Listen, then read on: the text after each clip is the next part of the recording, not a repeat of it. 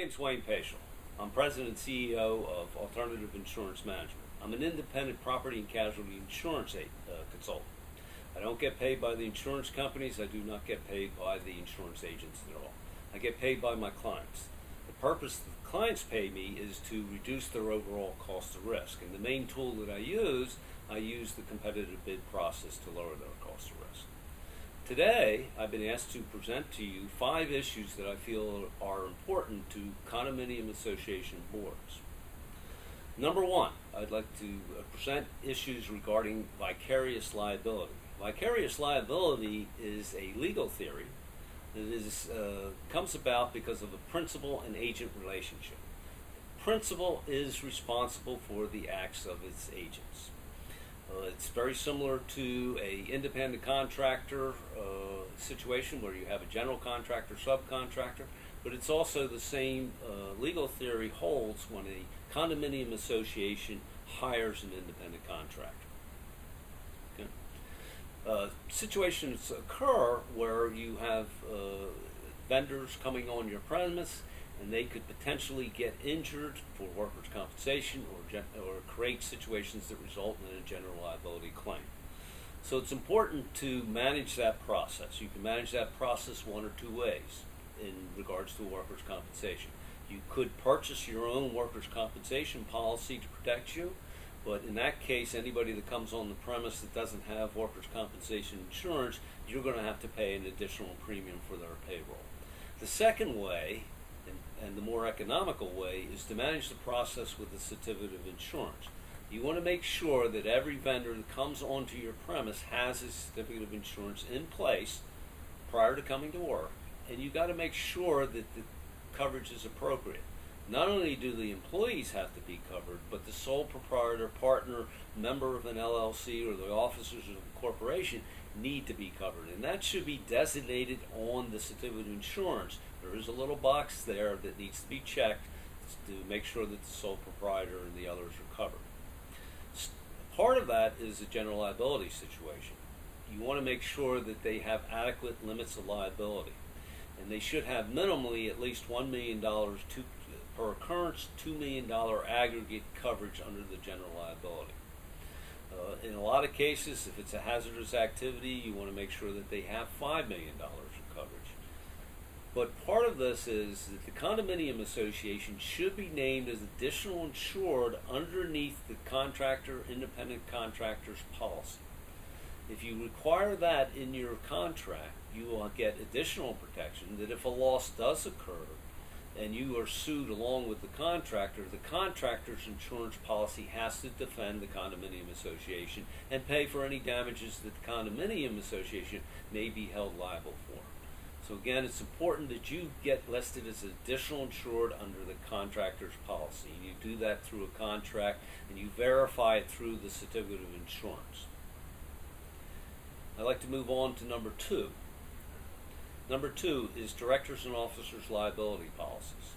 Directors and officers liability policy is an errors and omissions policy where it will defend and pay for damages to a third party because of a financial loss. If there's any bodily injury or property damage associated with the claim, it goes under the general liability policy. But if it's just financial loss without bodily injury or property damage, it's under the errors and omissions policy. The important point is that directors and officers, because of the higher standard of care that society holds them, they could be held personally liable for their errors and omissions. And the personal assets of the director or officer are at risk, and their spouses. So it's important that the condominium association board, again, have insurance coverage, but they also want to make sure that they have adequate limits of liability, and they want to make sure that they have the appropriate coverage underneath the policy. Directors and officers liability policies are not standard. There are a lot of different versions out there, and there are a lot of exclusions in policies that may be in one that aren't in the other. One of the important ones is there's an exclusion in a lot of policies that excludes the purchase of insurance. I suggest that one, if that's in your policy, you ask the insurance company to delete it. They will delete that exclusion. But more importantly, I think it's important that the board understand what is covered under directors and officers liability policy. And I'm sure if you ask your insurance agent to come out and speak to the board about the coverages and go over the coverage terms and exclusions under the policy, that it would be beneficial to the board. I'd like to move on to item number 3. Item number 3, the Maryland Condominium Act requires that you condominium purchase property insurance and general liability insurance. But the Act specifically mentions that you need to insure to what is commonly insured against. And I think that's a difficult term to deal with, because what is commonly insured against is questionable. A lot of property insurance policies exclude flood, earthquake, underground property, exclude your pavements, exclude your sidewalks, exclude the curbs. And again, I think it's important to get the insurance agent out to visit you and get to an understanding of what should or should not be insured under your property insurance policy. Just because you're not in a 100-year floodplain doesn't mean you don't need flood insurance. Earthquake insurance includes sinkholes and any land movement. A mudslide would be covered by earthquake insurance. So if your property is above a limestone deposit, you could be subject to a large sinkhole. You might want to consider having earthquake insurance. Moving on with this issue is liability insurance. The Act also requires that you insure against what is commonly insured against. In this regards, it's talking about the limits of liability. And again, it's an issue. What is common? What limit of liability should you be insuring against? Certainly, I would hope that most of the condominium associations out there have a $1 million occurrence, $2 million in aggregate policy with a $5 million excess umbrella sitting on top of those limits. In most cases, $1 million is not going to do it in today's world. Moving on to item number 4. The Maryland Condominium Act also requires or allows that the first $5,000 of a property insurance policy deductible that the condominium has can be allocated or charged back to a unit owner if the loss occurred or emanated from their unit. So if a fire started in a unit and it burns common property, you can charge back the unit owner for the first $5,000 deductible.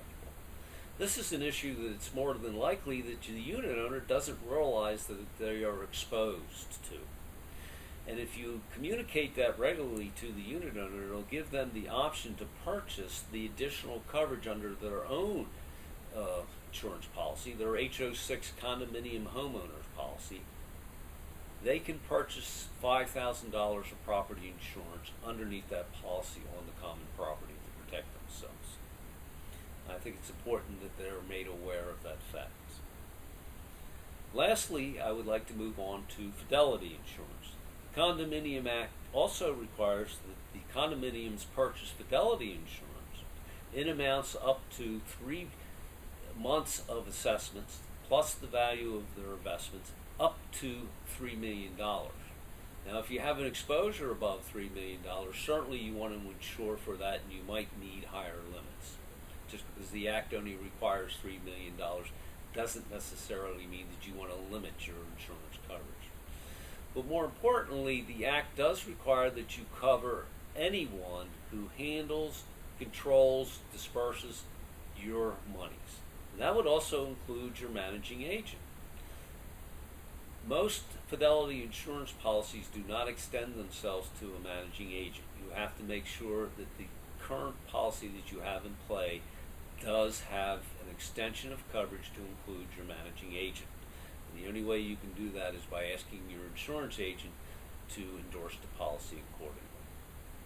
Those are my 5 issues. I hope you enjoyed them and hope you have value or find value with them. Thank you.